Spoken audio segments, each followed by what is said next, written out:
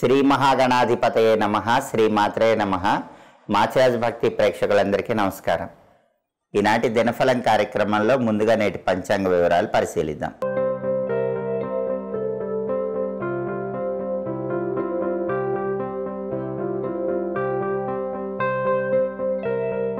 మార్చి 1 శుక్రవారం దినఫలాన్ని పరిశీలిస్తే షష్ఠి తిథి ఉంది. స్వాతి నక్షత్రం మధ్యాహ్నం 12:48 వరకు ఉంది. తర్వాత విశాఖ నక్షత్రం వచ్చింది. శుక్రవారం స్వాతి నక్షత్రంతో కలిసి వస్తే గదాయోగం ఉంటుంది. ఈ గదాయోగం చెడు ఫలితాలను ఇస్తుంది. మధ్యాహ్నం 12:48 తర్వాత విశాఖ నక్షత్రం వచ్చింది. శుక్రవారం విశాఖ నక్షత్రంతో కలిసి వస్తే మాతంగ యోగం ఉంటుంది. ఇది వాహన లాభాన్ని కలిగింపజేస్తుంది. కాబట్టి 12 రాసుల వాళ్ళు మధ్యాహ్నం 12:48 లోపు ముఖ్యమైన ప్రయాణాలు చేసినా, ముఖ్యమైన పని మీద బయటికి వెళ్ళినా గదాయోగం వల్ల చెడు ఫలితాలు వచ్చే సూచనలు ఉన్నాయి. కాబట్టి అలా జరగకుండా ఉండటానికి ఒక స్పూన్ పెరుగు, కొద్దిగా తేనె నోట్లో వేసుకొని వెళ్ళాలి. అప్పుడు గదాయోగం ఉన్నప్పటికీ ఇబ్బందులు ఉండవు. మధ్యాహ్నం 12:48 తర్వాత మాతంగ యోగం వచ్చింది. కాబట్టి వాహనాల మీద ప్రయాణం చేయటం ద్వారా విశేషమైన ప్రయోజనాలు చేకూరతాయి. వాహనాల మీద ప్రయాణం చేసి పనులు సులభంగా పూర్తి చేసుకోవచ్చు. అలాగే రాశిచక్రం చార్ట్లో గ్రహాల స్టేటస్ తీసుకుంటే శుక్రవారానికి అధిపతి అయిన శుక్రుడు మకరంలో, శనింట్లో, మిత్రక్షేత్రంలో ఉన్నాడు. కాబట్టి సినిమా, టీవీ రంగాలలో, సంగీత, నాట్య రంగాల్లో కొత్త అవకాశాలు అందిపుచ్చుకోవటానికి శుక్రుడి మిత్రక్షేత్ర స్థితి 12 రాసుల వాళ్ళకి యోగిస్తుంది. అలాగే భార్యాభర్తల మధ్య గొడవలు చర్చల ద్వారా పరిష్కరించుకోవటానికి కూడా శుక్రుడి మిత్రక్షేత్ర స్థితి యోగిస్తుంది. అలాగే స్వాతి నక్షత్రానికి అధిపతి అయిన రాహు మీనంలో ఉన్నాడు. అంటే 12 రాసుల వాళ్ళకి విదేశీయాన ప్రయత్నాలు అనుకూలిస్తాయి. స్నేహితులతో కలిసి ముఖ్యమైన కార్యక్రమాలు ప్రారంభిస్తే ఆ కార్యక్రమాలు విజయవంతం అవుతాయి. అలాగే విశాఖ నక్షత్రానికి అధిపతి అయిన గురువు మేషంలో, కుజుడింట్లో, మిత్రక్షేత్రంలో ఉన్నాడు. గురువు మిత్రక్షేత్రంలో ఉన్నాడు కాబట్టి 12 రాసుల వాళ్ళకి వివాహపరమైన చర్చలు అనుకూలిస్తాయి. సాంఘికంగా సేవా కార్యక్రమాలు చేయటం ద్వారా పేరు తెచ్చుకోవటానికి కూడా గురువు మిత్రక్షేత్ర స్థితి 12 రాసుల వాళ్ళకి బాగా యోగిస్తుంది.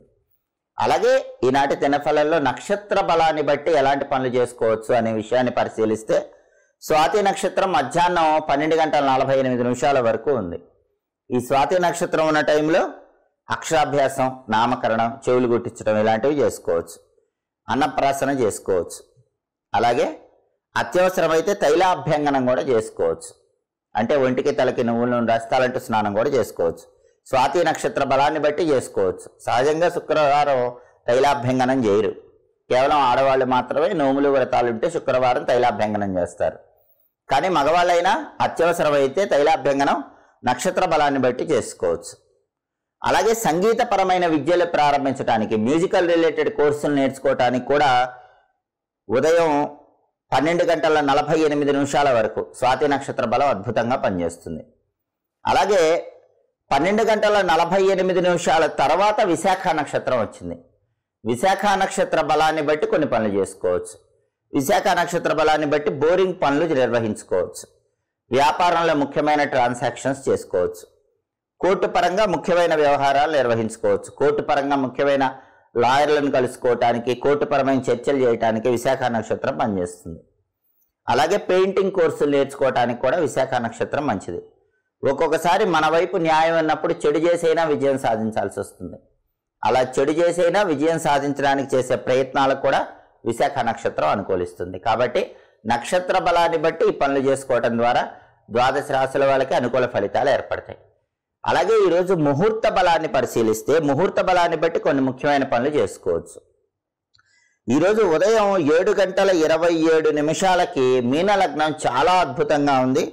గృహారంభానికి బలమైన ముహూర్తం, గృహప్రవేశానికి బలమైన ముహూర్తం, అన్నప్రాసన, అక్షరాభ్యాసం కార్యక్రమాలు నిర్వహించుకోవటానికి కూడా ఈ ముహూర్త బలం చాలా అద్భుతంగా ఉంది. ఎందుకంటే ఉదయం 7:27 మీన లగ్నం ఉన్న టైంలో లాభస్థానములో కుజ శుక్రులు ఉన్నారు. ఇది చాలా యోగం. కాబట్టి ఎవరైనా గృహప్రవేశాలు చేసుకోవాలంటే ఈరోజు ఉదయం 7:27 గృహప్రవేశాలు చేసుకోండి. బ్రహ్మాండమైన శుభ ఫలితాలు ఇంట్లో కలుగుతాయి. అలాగే ఉదయం 9:54 మేషలగ్న బలాన్ని బట్టి, మధ్యాహ్నం 2:12 బట్టి మిథున లగ్నాన్ని బట్టి, మధ్యాహ్నం 3:08 కర్కాటక లగ్న బలాన్ని బట్టి అన్ని రకాలైన శుభ నిర్ణయాలు తీసుకోవచ్చు. చిన్న చిన్న శుభ కార్యక్రమాలు, చిన్న చిన్న శుభ నిర్ణయాలు, గృహానికి సంబంధించిన ముఖ్యమైన నిర్ణయాలు అలాంటివి ఏవైనా సరే ఈ 3 లగ్నాల్లో తీసుకోవచ్చు. ఈ 3 లగ్నాల్లో అలాంటి పనులు చేసుకోవచ్చు. ఇలా ముహూర్త బలాన్ని బట్టి ముఖ్యమైన పనులు చేసుకుంటే సకల శుభాలను సిద్ధింపజేసుకోవచ్చు. అలాగే ఈనాటి దినఫలం కార్యక్రమంలో 12 రాశుల వాళ్ళ రాశి ఫలితాలు ఏ విధంగా ఉన్నాయో ఇప్పుడు మనం పరిశీలిద్దాం. ముందుగా మేషరాశి. మేషరాశి వాళ్ళకి ఈరోజు ప్రతి పనిలో కూడా అనుకూలత ఏర్పడుతుంది. ప్రతికూలతలన్నీ తొలగిపోతాయి. పనుల్లో సంతోషం ఏర్పడుతుంది. ధనలాభం కలిగే సూచనలు కూడా మేషరాశి వాళ్ళకి ఈరోజు కనిపిస్తున్నాయి. తదుపరి వృషభ రాశి. వృషభ రాశి వాళ్ళకి ఈరోజు సోదర సోదరీమణులతో అనుకూల ఫలితాలు ఏర్పడతాయి. వాళ్ళతో ఉన్నటువంటి వ్యతిరేకత మొత్తం తొలగిపోతుంది. కుటుంబ సౌఖ్యం ఏర్పడుతుంది. కుటుంబంలో ఆనందకరమైనటువంటి వాతావరణం చోటు చేసుకుంటుంది. కుటుంబ సభ్యుల మధ్య సమన్వయం పెరుగుతుంది. తదుపరి మిథున రాశి.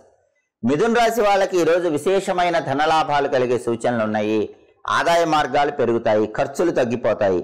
వృత్తిపరంగా స్థిరత్వం పొందడానికి చేసే ప్రయత్నాలు మిథున రాశి వాళ్ళకి చక్కగా అనుకూలిస్తాయి. వృత్తిలో ఒక స్థిరత్వం ఏర్పడే సూచనలు ఉన్నాయి. తదుపరి కర్కాటక రాశి. కర్కాటక రాశి వాళ్ళకి ఈరోజు దైవానుగ్రహం చాలా బాగుంది. దైవానుగ్రహం వల్ల ప్రతి పనిలో సుఖము, శాంతి, సౌఖ్యము లభిస్తాయి. అనేక రకాలైనటువంటి సుఖాలను పొందేటటువంటి యోగం ఈరోజు కర్కాటక రాశి వాళ్ళకి కనిపిస్తోంది. తదుపరి సింహరాశి. సింహరాశి వాళ్ళకి ఈరోజు ప్రధానంగా గృహంలో శుభ కార్యక్రమాలు నిర్వహించడానికి చేసే ప్రయత్నాలు చక్కగా అనుకూలిస్తాయి. శుభ కార్యక్రమాలు చాలా ఆడంబరంగా నిర్వహించడానికి చేసే అన్ని ప్రయత్నాల్లో కూడా విజయసిద్ధి ఏర్పడుతుంది. ఆ కార్యక్రమాల కోసం ధనం కోసం ప్రయత్నిస్తే ఆ ధనం కూడా లభించే సూచనలు సింహరాశి వాళ్ళకి కనిపిస్తున్నాయి. తదుపరి కన్యారాశి. కన్యారాశి వారికి ఈరోజు వృత్తి, ఉద్యోగ, వ్యాపార రంగాల్లో విశేషమైనటువంటి లాభాలు కనిపిస్తున్నాయి. వాళ్ళ రంగంలో మంచి పురోభివృద్ధి సాధిస్తారు. ధనలాభం కలిగే సూచనలు కూడా ఉన్నాయి. ఆదాయ మార్గాలు పెంచుకోవడానికి చేసే ప్రయత్నాలు కన్యారాశి వాళ్ళకి ఈరోజు అద్భుతంగా యోగిస్తాయి. తదుపరి తులారాశి. తులారాశి వాళ్ళకి ఈరోజు కుటుంబ సౌఖ్యం ఉంటుంది. కుటుంబంలో విభేదాలన్నీ సమసిపోతాయి. కుటుంబంలో ఆనందకర వాతావరణం చోటు చేసుకుంటుంది. భాతృ సౌఖ్యం ఉంటుంది. అంటే సోదరుల యొక్క విశేషమైనటువంటి సహాయ సహకారాల వల్ల తులారాశి వాళ్ళ ముఖ్యమైన పనులన్నీ దిగ్విజయంగా పూర్తి చేసుకుంటారు. తదుపరి వృశ్చిక రాశి. వృశ్చిక రాశి వాళ్ళకి ఈరోజు ప్రయత్నం చేసినప్పటికీ పనుల్లో ఏవో ఒక ఆటంకాలు ఎదురవుతూ ఉంటాయి. అయినప్పటికీ అంతిమంగా ఆ ఆటంకాలను అధిగమించగలుగుతారు. విఘ్నాలు ఎదురైనప్పటికీ విఘ్న నాయకుడైనటువంటి గణపతిని ప్రార్థించడం ద్వారా విఘ్నాలని ఎదుర్కొని విజయాన్ని పొందుతారు. అయితే కొన్ని వ్యవహారాల్లో మనోవిచారం ఉంటుంది. వృశ్చిక రాశి వాళ్ళు ఆ మనోవిచారాన్ని అధిగమించే ప్రయత్నం చేయాలి. తదుపరి ధనుసు రాశి. ధనుసు రాశి వాళ్ళకి ఈరోజు ధన వ్యయం కనిపిస్తోంది. ధనాన్ని ఎక్కువగా ఖర్చు చేస్తూ ఉంటారు. కాబట్టి ధనాన్ని ఖర్చు పెట్టేటప్పుడు జాగ్రత్తగా ఆలోచించి ఖర్చు చేయండి, లేదా వృధా ఖర్చులు ఏర్పడే సూచనలు ఉన్నాయి. అలాగే ధనం కూడా కొంత పోగొట్టుకునే అవకాశం ఉంది. కాబట్టి ధనానికి సంబంధించిన అన్ని వ్యవహారాల్లో ధనుసు రాశి వాళ్ళు ఈరోజు అప్రమత్తంగా ఉండటం మంచిది. తదుపరి మకర రాశి. మకర రాశి వాళ్ళకి ఈరోజు జీవిత భాగస్వామి వైపు నుంచి రావలసిన ఆస్తిపాస్తుల వ్యవహారాల్లో అనుకూల ఫలితాలు కనిపిస్తున్నాయి. లైఫ్ పార్ట్నర్ నుంచి, వాళ్ళ తరపు బంధువుల నుంచి రావలసిన ఆస్తిపాస్తుల కోసం చేసే ప్రయత్నాలు మకర రాశి వాళ్ళకి ఈరోజు చాలా చక్కగా యోగిస్తాయి. తదుపరి కుంభరాశి. కుంభరాశి వాళ్ళకి ఈరోజు శరీర పీడ కొద్దిగా ఉంటుంది. అంటే ఆరోగ్యపరంగా తగిన జాగ్రత్తలు తీసుకోవాలి. ఉత్సాహ భంగం ఏర్పడుతుంది. అంటే ఉత్సాహంతో కాకుండా ఏదో పోగొట్టుకున్న వాళ్ళలాగా ఉండే అవకాశం కుంభరాశి వాళ్ళకు ఉంది. అలా ఉండకుండా ఉత్సాహాన్ని పెంపొందింపజేసుకునే ప్రయత్నం చేయాలి. శరీరానికి అనారోగ్యం ఏమాత్రమూ సోకకుండా తగిన జాగ్రత్తలు తీసుకోవటం మంచిది. తదుపరి మీనరాశి. మీనరాశి వాళ్ళకి ఈరోజు దైవానుగ్రహం సంపూర్ణంగా ఉంది. దానివల్ల తలపెట్టిన పనులన్నీ దిగ్విజయంగా పూర్తి చేసుకుంటారు. ప్రతి పనిలో కూడా సుఖము, శాంతి, సౌఖ్యము లభించే సూచనలు మీనరాశి వాళ్ళకి ఎక్కువగా ఉన్నాయి. 12 రాశుల వాళ్ళు అనుకున్న పనులు అనుకున్నట్లు దిగ్విజయంగా పూర్తి కావాలంటే శుక్రవారం కాబట్టి లలితా అమ్మవారికి సంబంధించిన ఓం శ్రీమత్ సింహాసనేశ్వర్యై నమః అనే మంత్రాన్ని 11 సార్లు చదువుకొని పని మీద బయటికి వెళ్ళండి. ఓం శ్రీమత్ సింహాసనేశ్వర్యై నమః ఈ మంత్రం 11 సార్లు చదువుకొని కార్యనిమిత్తమై బయటికి వెళితే కార్యసిద్ధి ఏర్పడుతుంది. వృత్తి, ఉద్యోగ, వ్యాపార రంగాల్లో కూడా మంచి అనుకూల ఫలితాలు సిద్ధిస్తాయి. అలాగే శుక్రవారం కాబట్టి ఉదయం 6 నుంచి 7 మధ్యలో, మధ్యాహ్నం 1 నుంచి 2 మధ్యలో, రాత్రి 8 నుంచి 9 మధ్యలో శుక్రహోర ఉంటుంది. ఈ శుక్రహోర ఉన్న సమయంలో ప్రధానంగా శుభ కార్యక్రమాలు నిర్వహించుకోవచ్చు. స్త్రీలతో ముఖ్యమైన చర్చలు చేయడానికి ఈ శుక్రహోర మంచిది. అలాగే ఔషధ సేవనం చేసుకోవడానికి కూడా శుక్రహోర బాగా అనుకూలిస్తుంది. అదేవిధంగా నిశ్చయితాంబూలాలు తీసుకోవడానికి శుక్రహోర మంచిది. లేదా శుక్రహోరలో ప్రధానంగా తీర్థయాత్రలు ప్రారంభిస్తే ఉత్తమ ఫలితాలు కలుగుతాయి. అలాగే నూతన వాహనాలు, కొత్తగా కొన్న వాహనాలు మొదటిసారి ఉపయోగించడానికి కూడా శుక్రహోర బలం విశేషంగా సహకరిస్తుంది. హోరాకాలాన్ని బట్టి ఈ పనులు నిర్వహించుకోవడం ద్వారా 12 రాసుల వాళ్ళు అద్భుతమైన ప్రయోజనాలు అందిపుచ్చుకోవచ్చు. ఇవి ఈనాటి దినఫలం కార్యక్రమంలో ముఖ్యమైన అంశాలు. మళ్ళీ తదుపరి దినఫలం కార్యక్రమంలో తిరిగి కలుసుకుందాం. మా వీడియోస్ మీకు నచ్చినట్లయితే మా ఛానల్ని లైక్ చేయండి, కామెంట్ చేయండి. మా ఛానల్ వీడియోస్ 10 మంది మిత్రులకు షేర్ చేయండి. మా ఛానల్ని సబ్స్క్రైబ్ చేసుకోండి. మీకు దైనందిన జీవితంలో ధర్మబద్ధమైనటువంటి ఎలాంటి ధర్మ సందేహాలు ఉన్నప్పటికీ ఆ ధర్మ సందేహాలకు చక్కటి సమాధానాలు, సరైన సమాధానాలు తెలుసుకోవాలంటే మా మాచిరాజు భక్తి ఛానల్లో కమ్యూనిటీ పేజ్ ఉంటుంది. ఆ కమ్యూనిటీ పేజ్ కింద మీ ధర్మ సందేహాలు కామెంట్ రూపంలో తెలియజేయండి. ఆ కామెంట్స్కి రిప్లై ఇవ్వటం జరుగుతుంది. లేదా ఆ కామెంట్స్ని తీసుకుని ధర్మ సందేహాలు వీడియోలు చేయటం జరుగుతుంది. ఇంకా మాచిరాజు భక్తి ఛానల్ ఎవరైనా సబ్స్క్రైబ్ చేసుకోకుండా ఉన్నట్లయితే మాచిరాజు భక్తి ఛానల్ని సబ్స్క్రైబ్ చేసుకోండి. అప్పుడు మీకు కమ్యూనిటీ పేజ్ కనిపిస్తుంది.